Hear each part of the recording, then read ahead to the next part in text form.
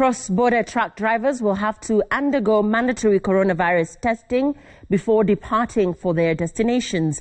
And a new regional protocol, the drivers will be subjected to test at least 48 hours before their journey and be rested every 2 weeks. The health ministry jolted into action after Uganda protested importation of the virus into the country by Kenyan and Tanzanian truck drivers. Uganda now banning the drivers from stopping over in hotels. This as the virus-related death toll hits 21, with positive cases soaring to 411. Long queues of trucks along the Kenya-Uganda border at the Busia border town. Queues stretching several kilometers as trucks await to be cleared for entry into Uganda. The same spectacle witnessed at the Kenya-Uganda border of Malaba. This after 16 COVID-19 cases from Kenyan and Tanzanian truck drivers were recorded in Uganda recently. Subsequently, Uganda instituting stringent measures, including stepping up of its surveillance to stop the importation of the virus.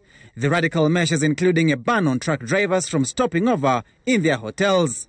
But we allow these travelers to continue on their travel within the country, though the guidance is that they don't leave their trucks in order to minimize movement within the community. Stung by reports of exporting COVID-19 cases to her neighbor, Kenya has now directed that all truck drivers must be tested at least 48 hours before departing for their destinations.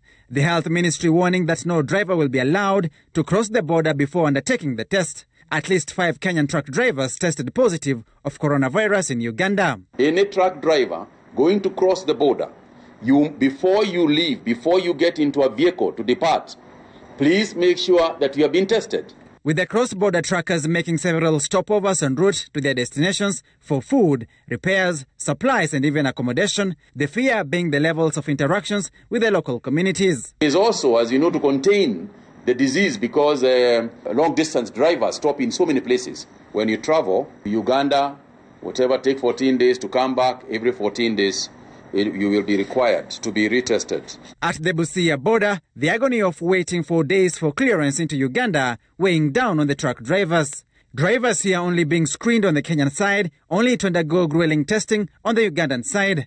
The pile of trucks here meaning heightened interactions with the locals that can pose a great danger in the spread of the virus. Inachukua muda mrefu, haichukui, inaenda pole pole sana kwa sababu sasa ni siku ya 3 tangu tuingia hapa boda. Na nilipokuwa nikienda Uganda nimetestiwa na naona test yenye wanafanya Uganda ni muhimu sababu mtu anajijua na hata Kenya inafaa pia sisi tuanze kitu kama hiyo. This as the country recorded 15 more COVID-19 cases, raising the number of positive cases to 411. 11 of the cases were from Mombasa, while 4 from Nairobi.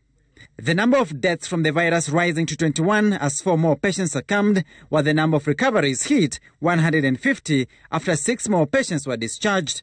With the country's truck drivers facing hostility and isolation in the neighboring country of Uganda for importing COVID-19 cases in that country, Kenya is now embarking on testing of all truck drivers before embarking on their journeys as a precautionary measure.